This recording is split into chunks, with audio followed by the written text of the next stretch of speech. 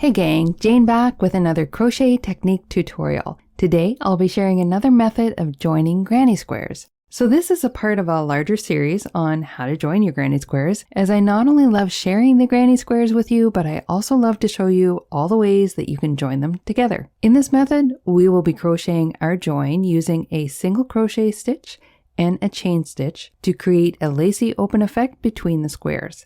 This method's great for projects that are reversible, as it leaves a nice seamless appearance on both the right side and the wrong side of your work. And it's a no-sew method, you just crochet. And in some projects, you can hardly tell where you actually joined the squares. This particular method I use a lot in my projects. It creates a nice open look to the design and gives a nice flexible feel to the join of the squares. It works well in everything from blankets, pillows, shawls, to sweaters and jackets. I've used it in all of them. I'll be using my Summerside Granny Square today and the same weight of yarn and size of crochet hook that I used to make the squares. So in this case, it's a worsted weight yarn and a 5.5mm crochet hook. These particular squares I used in a sweater project, and I'll link to that project in the description below as well. So here I have the two squares that I want to join, and as you can see along the edge I've done a round of single crochet chain 2 all the way around. That's really common on a lot of the squares that I make. I like the effect that it gives, so we're going to use these ones because this is the technique I use in a lot of my projects as well. So I will be referring to this video in a lot of my projects, so I'm going to use the method that I use for the projects. So what we want to do is join these two squares along this edge with this kind of special join. So I actually am going to rotate the squares so they're facing this way, because you'll be working as if you're working a regular crochet row from whichever your dominant hand is, but basically for me, it's going to be from my right to my left. So what we're going to be doing is working them together like a sandwich. So they're actually going to be wrong sides together, and you're going to be working them along this way as if you were working a regular single crochet join, but this one's going to have that extra chain 1 and going back and forth. So to begin with, we're going to take our first square, the one that's closest to us, and that's where I join my yarn. Again, I'm using my main color yarn. You can use any color you want, but I'm going to use the main color because that's the look I'm going for. So I'm going to go ahead and I'm going to zoom in so you can see what I'm doing. And again, I'll be using the 5.5mm hook that I used to make these squares. So now we're going to start with our first square, and we're going to go into this chain 2 space at the corner. So I'm going to insert my hook, and I'm going to pull up a loop of yarn, and we're going to leave an end long enough to darn in. Then I'm going to chain 1, and then I'm going to go ahead and work a single crochet in that same chain 2 space. So now we have our yarn joined to our first square with a single crochet. Now you're going to pick up your second square and holding them with the wrong sides together and keeping my finger in the middle because I'm working back and forth. I'm going to chain 1, and then I'm going to work into this chain 2 space on the back square. See how that's the back square and the front square. So the front square has the blue on it, the back square has the gray on it. And we're going to go ahead into that chain 2 corner space on the one with the gray. And we're going to pull up a loop and do a single crochet. So now I have a single crochet in my front square, a chain 1, and a single crochet in my back square. Now I'm going to chain 1 again. And now we're going to go back to the front square. And this is why I love doing this with the chain 2 spaces, because I know exactly where I'm going. I will show you how I do it on a regular one after we finish this. So let's stay with this one for now. And we're going to go back into the next chain 2 space on the front square. So we go in and pull up a loop and complete a single crochet. And then we chain 1. So you're always chaining 1 after each single crochet. Now we're going to go back to the back square and go to the next chain 2 space on that one. Again, you're working with the wrong side facing you of the back square, and you're going to do a single crochet. and chain 1. Now we go back to the front square. So see how you always know where you're going because of these beautiful chain 2 spaces? So now we go back into the front square and do a single crochet. And then you're going to chain 1 and go to the back square to the next chain 2 space. And we're going to work a single crochet and a chain 1. So let's just take a look at what we've done so far. There's really not a lot here to look at, but you can see how you're starting to get that nice loopy lacy look here. So we're going to keep working because you can't really see what we're doing yet. So we ended on the back square. Now we're going to move back to the front square.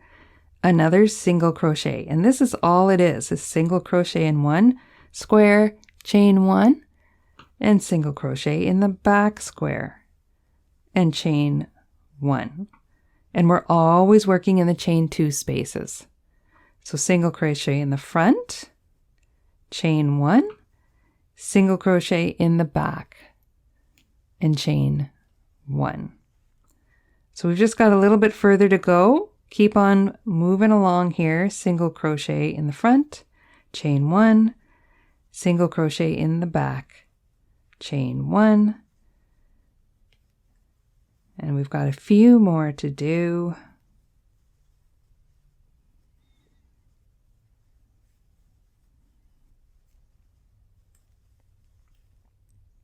Oops.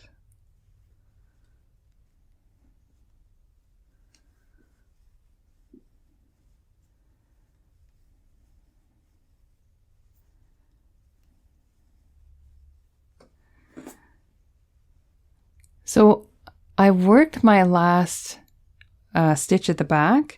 All I have left now is the corners, so it should always work out even. If it doesn't, that means you either didn't have an even number of chain 2 spaces, which you should because they're the same square, or you missed one.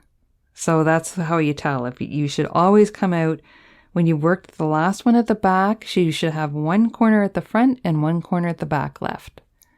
So we're going to complete it by working into our front corner and a chain 1 and then into our back corner. Single crochet, and we don't need the chain 1 because we're now complete. So you can fasten that off, you can cut your yarn. It depends on whether you're doing more of them.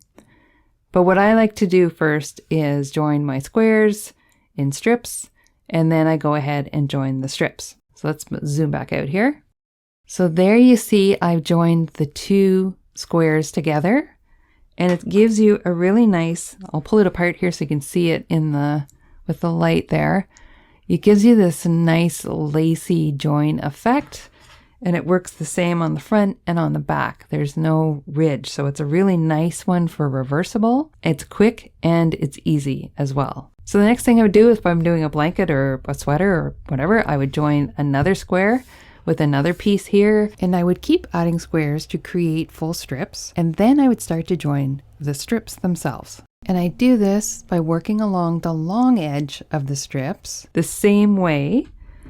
And when you get to the center part, because there is the corner of this one, and there's the corner of this one, you actually have extra space in here.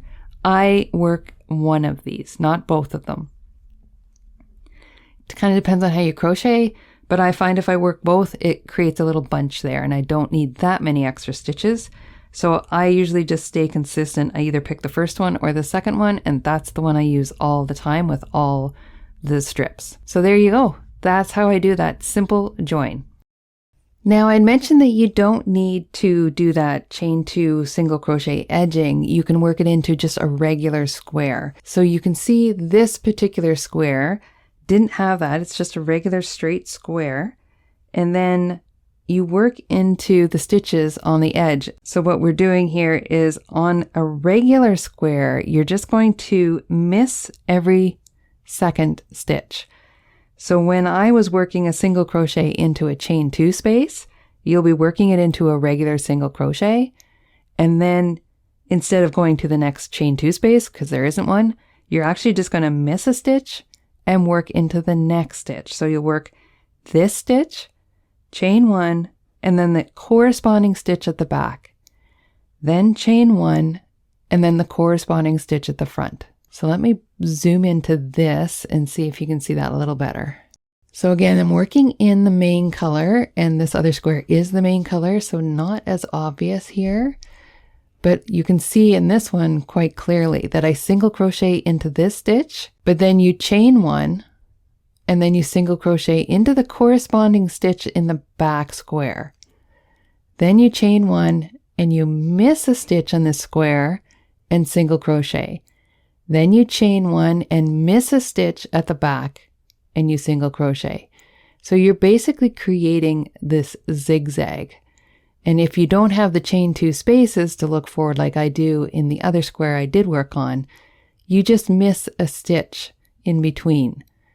So this stitch is it actually works out that it looks like you worked the stitch at the back, but these stitches are really actually corresponding stitches. Now what does happen there is the squares are offset slightly, but that's okay. In the bigger picture, it doesn't actually show. So you start in the same corner and you want to end in the same corner. So you actually need these to be corresponding. So it does look like a zigzag, but your stitches will end up ending at the same time. And that's the look that you get. And then again, I join the rows the same way. And then you just work one of these little spaces here. You work that into your join as well.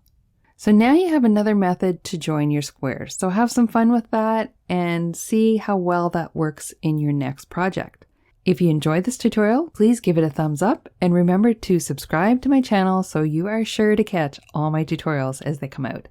Thanks for joining me today, and I'll see you in the next tutorial.